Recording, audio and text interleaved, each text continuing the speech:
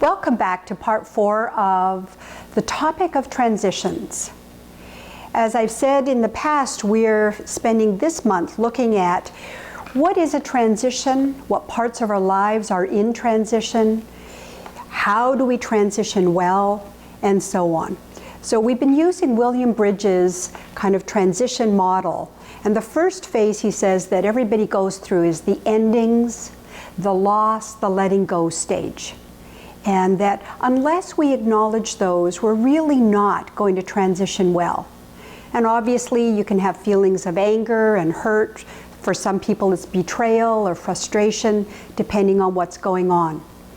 Then he said if you're able to move from that, you go into what he calls the neutral stage, which I think is a great term because in a sense for me, the neutral is really kind of a flat stage often. We're probably not so much in the anger and the resentment of the change, but we're certainly not ready to embrace the new. The energy's not there. You can't maybe picture how things are going to move forward. So it's that in-between stage. But the third stage that I want to talk about today is really the new beginning stage.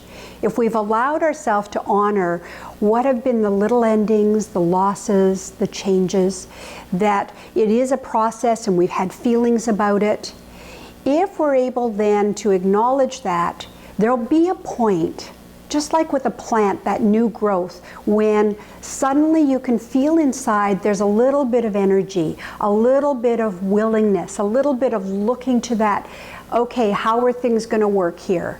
A little forward thinking. And that's the beginning of the new beginning stage.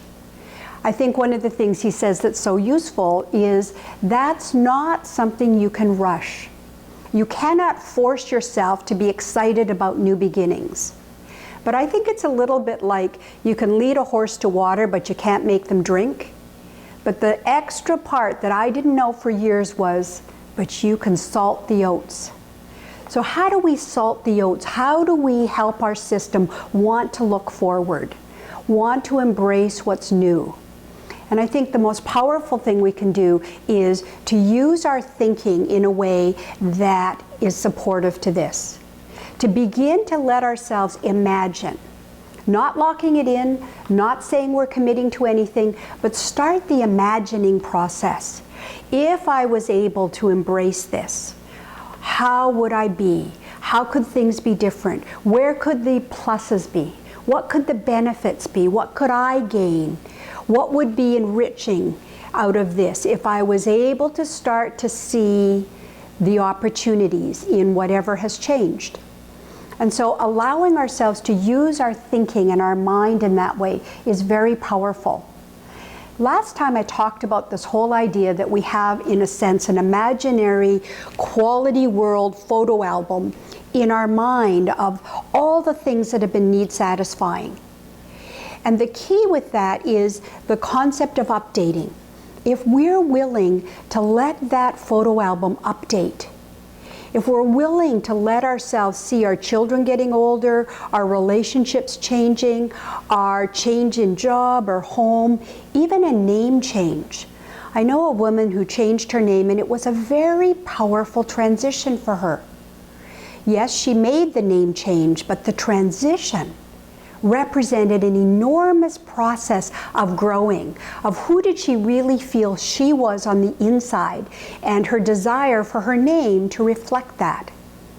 Some of you have experienced changing your name when you got married, and so on.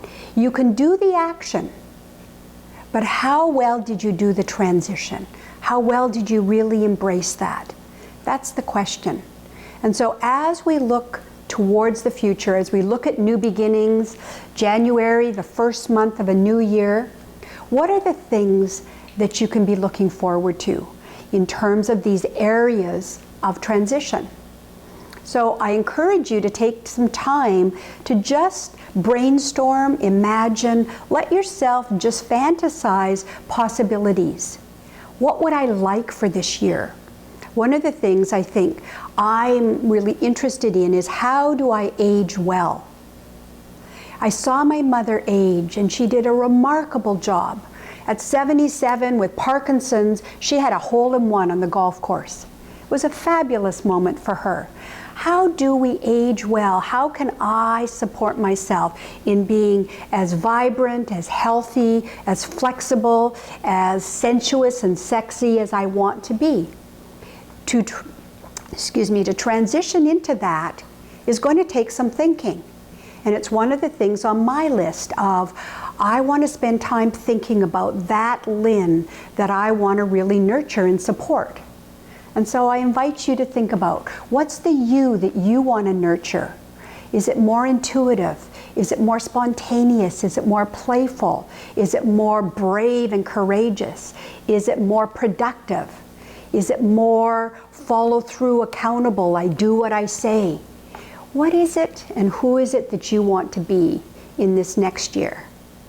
All right, thoughts for this January. That's it for our series on transitions. I, of course, welcome your thoughts and comments. I love to hear from you. Last December, we asked if there were things you wanted us to talk about. We received some ideas, and we're going to start working those into some of what I talk about, and in fact, some of what Paul writes about. So look forward to hearing from you. Let us know what you like, what you don't like, and what you would like. All right, bye for now.